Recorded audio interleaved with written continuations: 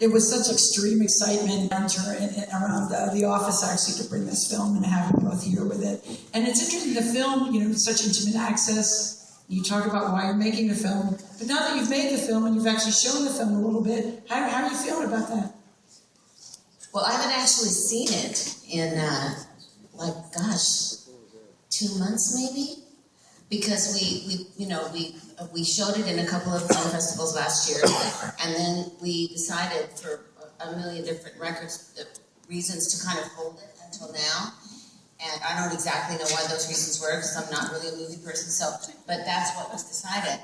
And so for me, watching it today was kind of like watching it, seeing it through different eyes, because I haven't seen it in a long time. And what was your question? Well, just the experience of having made a film, and having directed a film and shown it to some audiences, that's a different experience, I would imagine, than performing it. And the directing thing, I have to say, that was really very sweet to be noticed as a director, but honestly, I didn't really direct this film. I was just in it. He directed it. If it hadn't been for him, we wouldn't even have to film it.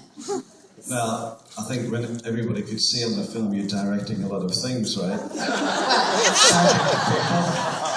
That's wrong. Anyway, you were directing it simultaneously as singing. Stevie is the ultimate multitasker, even though she pretends she's a Luddite. She's actually, okay, this has to be like that, and you have to be like that, and Mick, you have to hit the drum like that, and Oh, that part. Well, that's true. Okay, all right. Actually, that's something I can't see that. So listen, when it comes to the music, yes, I direct. I'm talking about like directing a movie is not something that I have ever done or ever thought I'd ever do or thought that I was doing when this was being done. But when it comes to my music, when I walked up to Mick and hit him on the shoulder, because I wanted to do something that I know he's not going to do. So I'm, doing Mick, you need to, get in the game here. And that's, sometimes it's, hard for people to do. It's not really hard for me, because what I don't want is for it to turn out and not to like it. And that has happened, I'm sure David's happened to you. It certainly happened to me a bunch of times. When songs have been done, they go on a record, and you're absolutely sure that A, the demo was better, and B, you hate the final product. So if you don't want to feel that way, you have to step up and go up and say to somebody, I don't like that part, or I don't want to sing that part, because if you don't, nobody else is gonna. There isn't like a spirit walking around behind you that's like reminding you to go up and like stand up for yourself. So you have to do it, and then you're going to come out with something that you love. Otherwise, you're going to come out with a whole bunch of stuff that is extremely directed by somebody else. It's your work through somebody else's eyes to the point where it stops being your work. I think, as you can tell from the film, Stevie is probably one of the easiest people to make a documentary about, because she's so fascinating. And actually, the film, the first edit was 27 hours long or something like this. Can you imagine? But it was a year. So it was a year down to 3 months, down to, so it finally got down to 3 hours. And then Dave's editor, Shane, and me and Karen, then we set up in the same house. We set up the whole editing bay, and then for, several months, every day, just like when we were filming and making the record, we went downstairs and we sat in that living room in front of that fireplace with a table and 3 screens, and we edited down to 1 hour and 40, and it's so hard to do that, because there's so many great little things that you want everybody to see, but there's a point where you have to just say, you can't expect anybody to sit out there for 6 hours. I mean, they're going to die, and you're going to die because you're going to be embarrassed. So you can't do that. So you have to, even watching it now, I'm going, well, it could have been a little shorter. But then when you say that, you start going, okay, well then what can you take out? And then you're going like, I'm not taking the parts of the dog out. I'm not taking Sue out. Mind you, the dog, there was great parts of the dog talking. I'm not taking Sue out. Because she will never forgive me. And she's the star of the entire end. When they told me I had to leave, it's like before she comes on and does her little thing. Yeah. And I'm like, I'm going to miss Cinnamon. The star of the whole show. anyway, you really, it's very hard because you go back and forth between how long should it be, how much of the story can you tell, how can you put it all together, really concisely. You don't want to lose any of the great romantic parts of it, but it's hard. I don't think that I couldn't really be a maker of movies. Because it would kill me. All my movies would be 10 hours long and nobody would ever want to see them. So it's just me, I'd be sitting in my living room at 90 years old watching my 10-hour movie. Get me some sherry!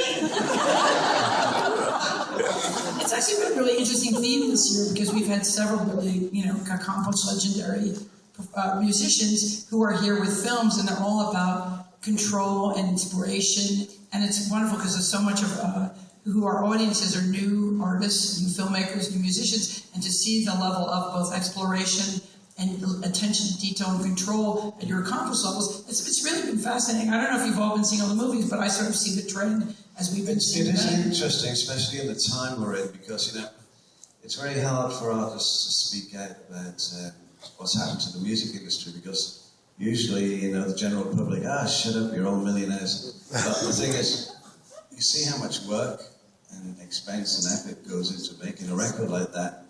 And it's really funny because I get, these Google alerts. So I've got a Stevie Google alert.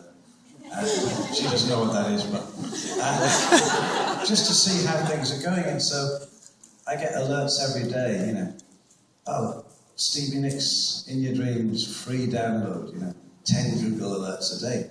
I'm like, well, that's all very well, but we just spent like a year and a half making the bleeding thing. But it's an interesting time for musicians and young musicians, especially. The whole world has changed, but somebody like Stevie, who has slayed audiences live since when? Before television? 1979. Before television. Before television. No, but 150 years. And she still will be slaying audiences live starting in a few days or a week or something. And, that's what counts really, is the fact that you can get up there like Dave Grohl was sitting watching the film with us. He's the same. You get up there and you play live and you just slay it, And that's any musician who thinks that this Austin Music Festival, they want to have a chance. That's it. You've got to play live and you've got to really nail it every time, which is what Stevie does. We probably have time to have a couple of questions from the audience. I'm sure you're all got a million of them. Sure, yes? Stevie, what's the greatest thing that you would consider in your life to this point that you would really want your fans to understand and appreciate? The question is, what's the greatest thing in Stevie's life today that you would want your fans to know and appreciate? I guess really just how much it means to somebody like me. I did decide to not get married, and I did decide to not have children so that I could really follow this muse and not be tied down to anyone or anything which would stop me from following the muse of writing songs and playing gigs and doing what I wanted to do. And as a woman, if you're married or you have a boyfriend or you have kids, some people can do it. I didn't feel that I could do it. And I didn't really want to do it because I knew at UC, I knew at 15 years old that this was what I wanted to do. And my dad said, when I was, probably 28 years old, he goes, Stevie will never get married. And it was kind of weird to hear my dad actually say that. He said, you'll never get married. Because you have a vision and you want to write your songs. And then you want to write books. And then you want to, you want to do creative things. And you want to keep doing this until you're very old. And that's what you're going to do. And so I guess the best thing about seeing this movie, I hope, is for you to see really all the years that we have put in making this come to fruition. I mean, this isn't just this. This is Dave Stewart and Annie Lennox and the Eurythmics, Stevie Nicks and Lindsey Buckingham Nicks. This is way, way, way back before we were really famous or had any money. When we were just, when I was a waitress and a cleaning lady. And we all laugh when I say that, but it wasn't all that funny. It was hard, and I'm thinking about, cleaning my producer's house, and one night it rained, and he lived up on a mountain, and all the garbage that only went down twice a week had been eaten by raccoons, and I had to go out on the whole mountain and clean up the whole mountain full of garbage and put it back in bags in the rain, in the dark. And that was my job. Sounds like the music business.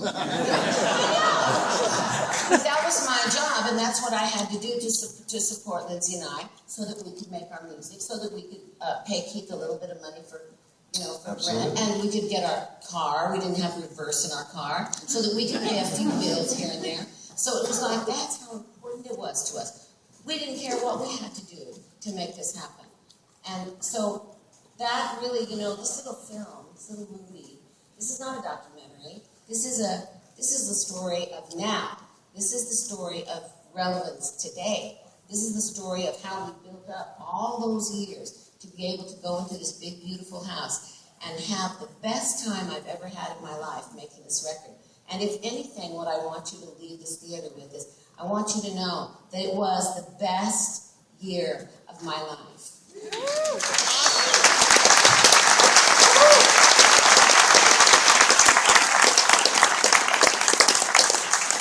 And you do get to the point when you get to be my age where you can go back over your life and I can say, the making of Rumors.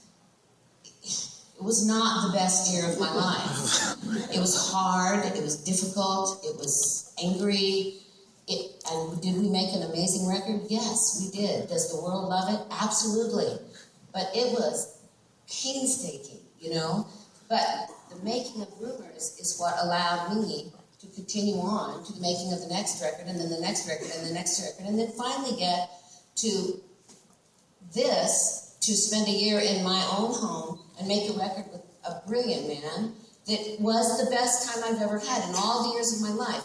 So I think that, if you believe in something and you're determined enough and you're willing to do whatever you have to do to get there, you can do it. And that's maybe my message to you, is that don't ever give up. The music business is in the trash in a lot of ways, but you know what?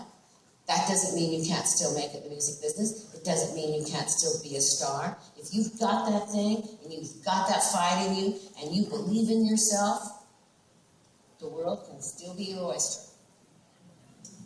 Good. It's been a real pleasure having you here. For those of you, you're speaking at the music conference, yes? This is still happening, music conference later today? Yes. So for those of you who have music badges or artist wristbands, go over to the convention center. I think it's at 5 o'clock. You can welcome to go. We're going to have a lot more to be able to talk to Stevie. You'll be hearing or talking to somebody else, actually. Thank you very much. Thank you so much.